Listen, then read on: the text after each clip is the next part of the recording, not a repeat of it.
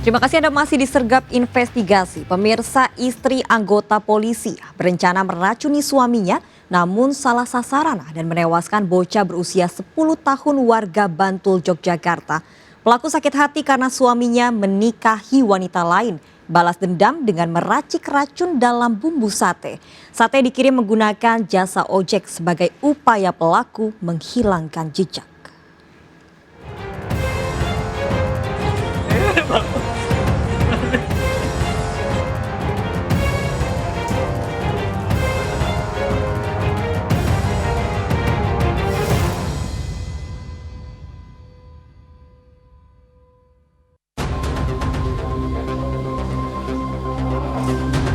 Nani Apriliani ditangkap polisi 1 pekan setelah tewasnya Naba, bocah berusia 10 tahun, warga Sewon Bantul, Yogyakarta.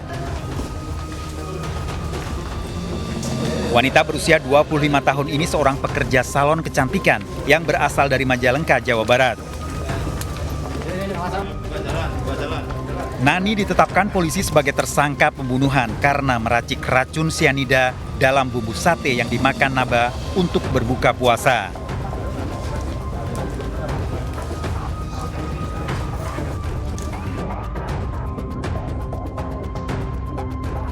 Selama hampir 1 tahun, Nani menempati rumah di Cepoko Jajar, Piungan, Bantul, Yogyakarta bersama suaminya. Warga mengenal Nani sebagai istri seorang anggota polisi yang baik pergaulannya dengan tetangga. Itu baru kenal, dan saya dikasih tahu sama keponakan yang di satu lokasi. Nah itu dia memang mengatakan dia polisi mas, gitu. Dia polisi mas. Oh iya, jauh sudah kalau dia polisi. Saya nggak gubris polisi mana, namanya siapa dan sebagainya. Dia hanya panggil Pak Tommy seperti itu. Sering nginep di situ nih. Kalau masalah nginep saya belum tahu persis. Namun dari warga memang dia setiap 2 minggu, 1 minggu atau 1 bulan sekali dia memang datang. Orang tua Nani Aprilia, warga Suka Asih Buniwangi, Majalengka, tak menyangka putri sulungnya melakukan pembunuhan. Nani dikenal sebagai anak yang berbakti dan bekerja keras, bahkan merantau sejak usia 14 tahun. Nani berpindah-pindah tempat serta pekerjaan hingga diketahui terakhir menetap di Yogyakarta. Namun orang tua menyangka Nani masih lajang dan tidak pernah mengetahui masalah kehidupan asmara putrinya. Nggak tahu dia nanti, nggak tahu gimana lah. Saya kan,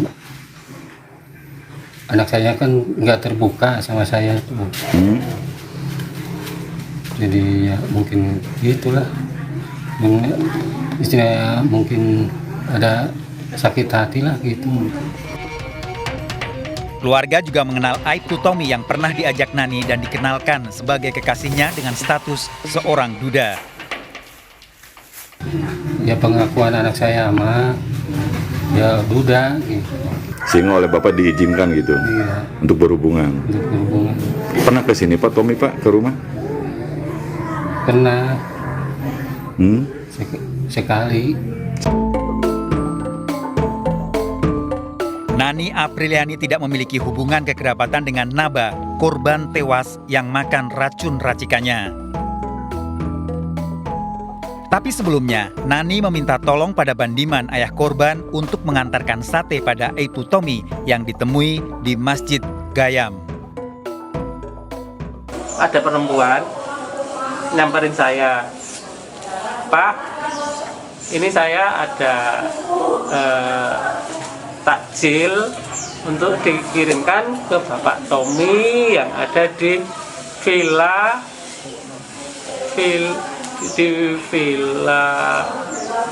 apa ya? Sebentar ya. Itu nanya, ngomongnya tidak punya aplikasi, minta offline aja.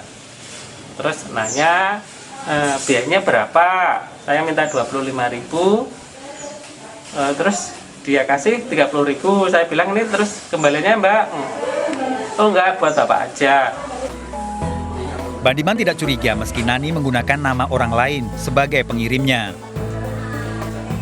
Terus saya kan tanya ya, nanti ini kalau ditanya dari siapa, terus dia bilang ngomong saja dari Pak Hamid Paku Alaman.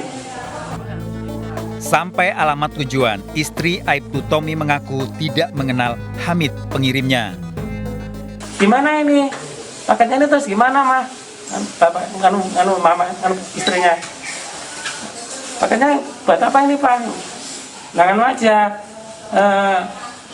Kalau disuruh aja itu dibawa sama, suruh saja dibawain ke drivernya aja biar untuk buka puasa.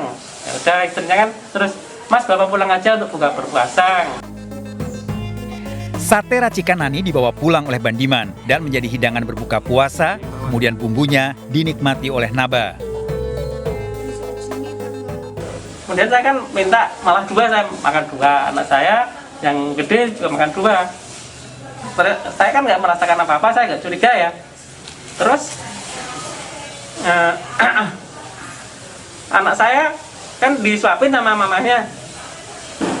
Belum nggak makan satenya, anak saya malah soal lontong dikasihkan bumbu. Lontong dikasihkan bumbu terus disuapin ke anak saya. Anak saya bilang, Pak, pahit, pedes. Terus lari ke kulkas, minum. Istri Bandiman juga makan lontong dan bumbu sate hingga mengalami kesakitan. Pahit, habis pahit terus pedes. Pahit terus pedes. Waktu itu makannya berapa sendok? Setengah sendok. Tahap pertama tak bilang ke anakku setengah sendok. Terus itu muntah-muntah, habis itu tak makan lagi setengah sendok. Aku juga langsung muntah. Nyawa Naba, anak kedua Bandiman, tidak tertolong. Terus anak saya kan dipompa-pompa terus itu anak saya di pompa terus, istri saya sebelahnya juga ditanganin. Lah selang sekitar 20 menit lah, sekitar kisah itu anak saya udah nggak tertolong lagi.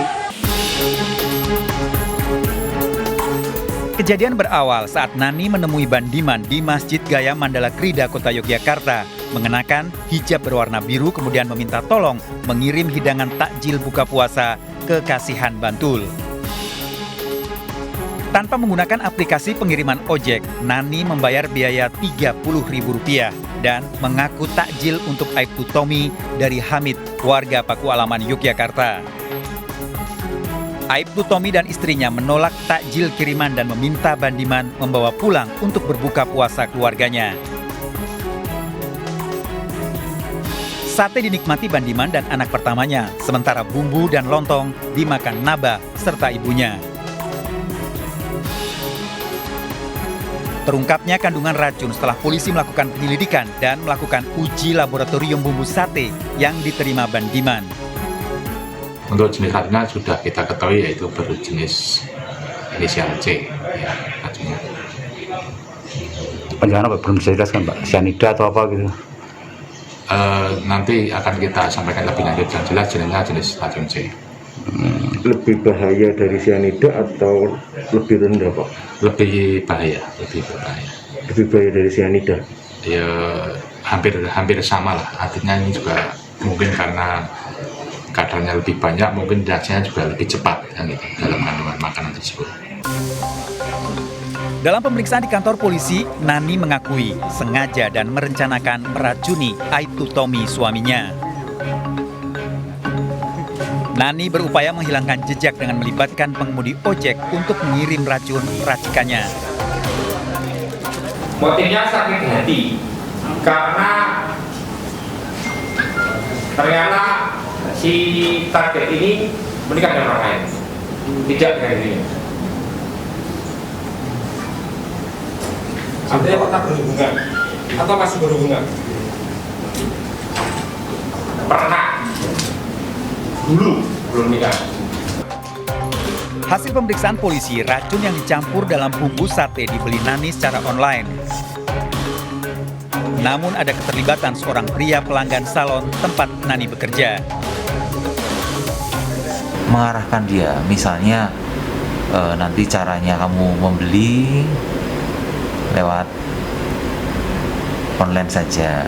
Kemudian dalam mengantarkan pun carilah tukang ojek, jangan melalui aplikasi. Kemudian juga mengatur strategi seperti apa menuju ke lokasi, dicari tukang ojek yang seperti apa, kemudian racun yang digunakan apa. Ini ada juga informasi dari tersangka NA, ini ada peran R di sana.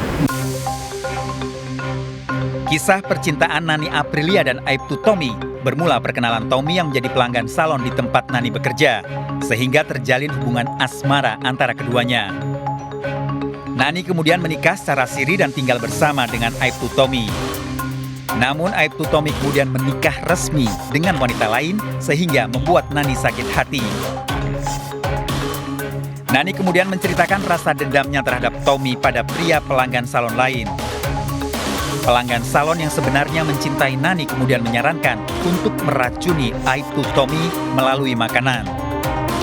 Pria ini juga mengajari Nani agar makanan beracun dikirim melalui ojek tanpa aplikasi dan menggunakan nama orang lain. Nani membeli racun melalui situs belanja online seharga Rp224.000 dan mencampurkan dalam bumbu sate yang dibeli di kawasan Umbul Harjo. Nani kemudian mencari cara sate dan bumbunya agar sampai ke rumah Aibtu Tommy.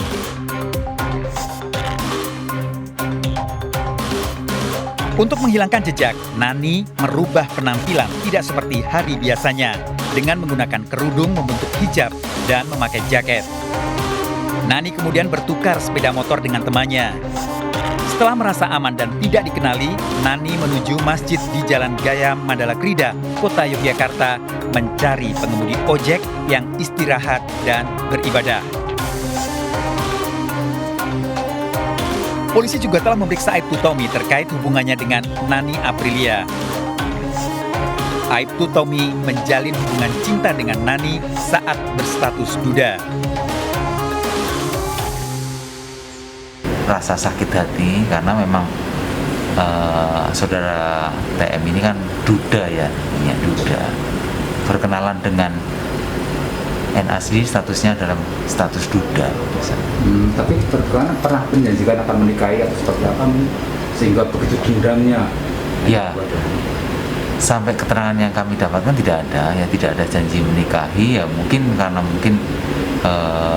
sakit hati saja, kenapa tidak memilih dia, itu menurut keterangan dari saudara TM ya yang kita dapat. Sementara data dari administrasi Kelurahan Cepoko Jajar Piungan Bantul, hubungan Aibtu Tommy dan Nani Aprilia tercatat telah menikah. Kalau dia statusnya sebagai istri siri, kan seperti itu. Tadi Pak RT saya konfirmasi, ternyata ya benar bahwa si tersangka itu siri atau hijab siri dengan Pak Tommy-nya. Seperti itu. Status hijab agama? Ya, statusnya hijab agama, kata Pak RT. Polisi kini memburu pria pelanggan salon yang meminta Nani membubuhkan racun dalam makanan. Cuma saya untuk belajar untuk ikhlas. Saya jauhkanlah rasa dendam. Saya minta itu dihukum dengan sesuai dengan perbuatannya, setimpal lah Pak dengan perbuatannya. Tersangka terancam hukuman mati dijerat pasal pembunuhan berencana. Menurut kriminolog Luki Hardianto, pembunuhan yang dilakukan Nani Aprilia berhubungan dengan ikatan emosional di mana ada hubungan cinta dengan Aibtu Tommy yang menjadi sasaran racun. Bahkan seringkali dendam dan sakit hati berujung dengan pembunuhan yang direncanakan salah satunya menggunakan racun. Upaya untuk menghilangkan jejak itu ada, tapi tidak serta-merta kemudian itu adalah menjadi upaya yang dilakukan oleh para pelaku. Seringkali itu sebagai perantara saja untuk memberikan sign bahwa dia adalah pihak yang tersakiti. Ini adalah bentuk pembalasannya. Nah, dampak kemudian adalah saat kemudian itu menjadi tindak pembunuhan.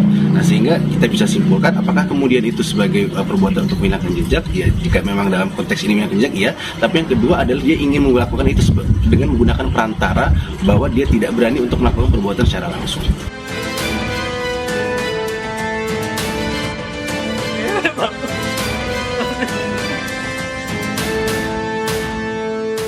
Pemirsa, seorang perawat klinik kecantikan di Malang, Jawa Timur mengalami luka bakar akibat disiram bensin dan dibakar oleh pria tak dikenal.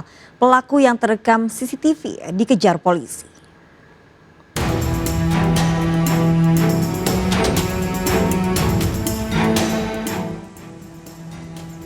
Polisi terus menyelidiki pelaku pembakaran Eva Sofiana, perawat wanita yang dibakar oleh orang tak dikenal di klinik kecantikan tempatnya bekerja Desa Arjowilangun, Kalipare, Malang, Jawa Timur.